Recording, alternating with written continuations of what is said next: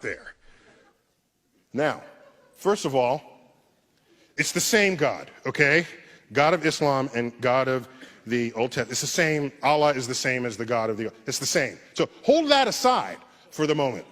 Hold that aside. What he did not know is that of all stars that have names, 2/3 of them have Arabic star names, okay?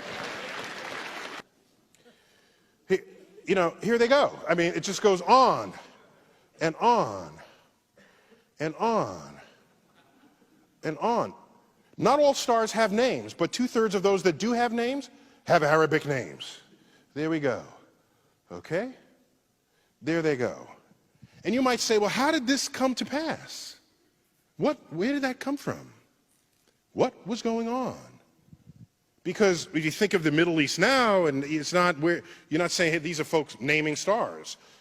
You go back 1,000 years, Islam, 800 to 1100.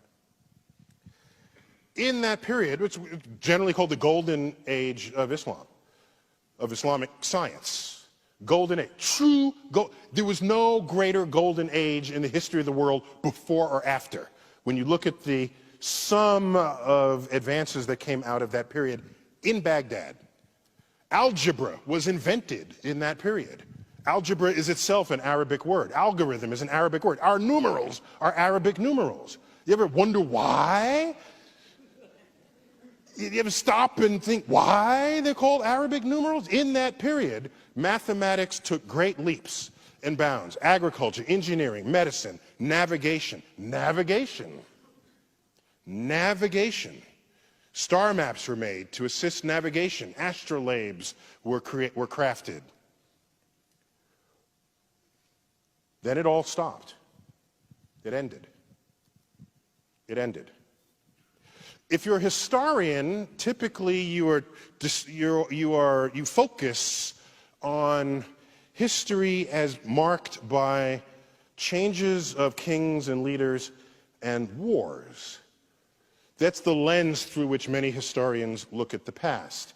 And so if you ask people, they'll say, oh, the Mongols sacked Baghdad, and so that's why it all ended. If that were the only force operating, then later, when the Islamic culture rose, you would still see this tradition of scientific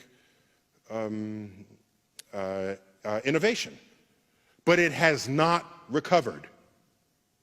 It has not come back at all compared to what was going on in that 300 years. And what you do is you read the writings of Al-Ghazali, who was a Muslim cleric, and he was to Islam what St. Augustine was to Christianity. What he did was he taught you how to be a good Muslim.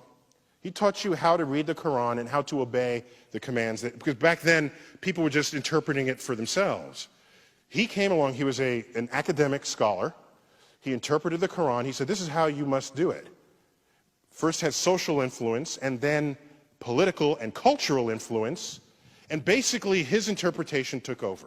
And in that interpretation, it included the perspective that the manipulation of numbers is the work of the devil. This cuts the kneecaps out of any mathematical advances that would unfold. Math is the language of the universe. If you take that out of your personal equation, you no longer contribute to the advance of human understanding of that universe. And that absence of Muslim presence in the frontier of science persists to this day. Take a look at the Nobel Prize from 1900 to 2010. I can do this for the Jews, for example. How many Jews in the world? There's like 15 million tops, 15 million out of 7 billion people. These are the numbers of Jews who have won the Nobel Prize in the sciences. 25% of the Nobel Prizes. We have a Jewish person in the audience. Congratulations. Okay, fine. Okay. This is rightly something to be extraordinarily proud of. The traditions of Jews in the 20th century is one of education and scholarship. In earlier centuries, it was one of very strict sort of study of the Torah. did not involve the natural world. This was a later emergence of the Jewish culture to exhibit this. Let's look at the numbers for Islam. So these are Jews. There are 15 million Jews, 25% of the Nobel Prizes. There is 1.3 billion Muslims in the world. These are the numbers. 2.5. Okay, I'll give you 3 if you really want to include economics as a full number there. Okay? If you got to give it a full number, okay.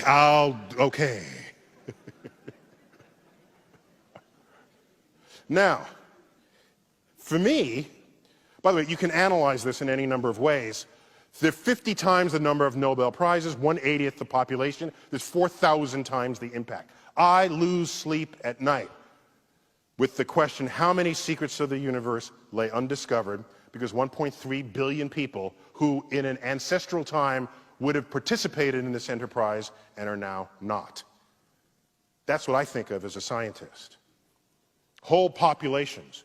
By the way, there are other populations that never contributed. I'm not going to them and blaming them. I'm talking about a population that already did contribute. It's in the cultural heritage already.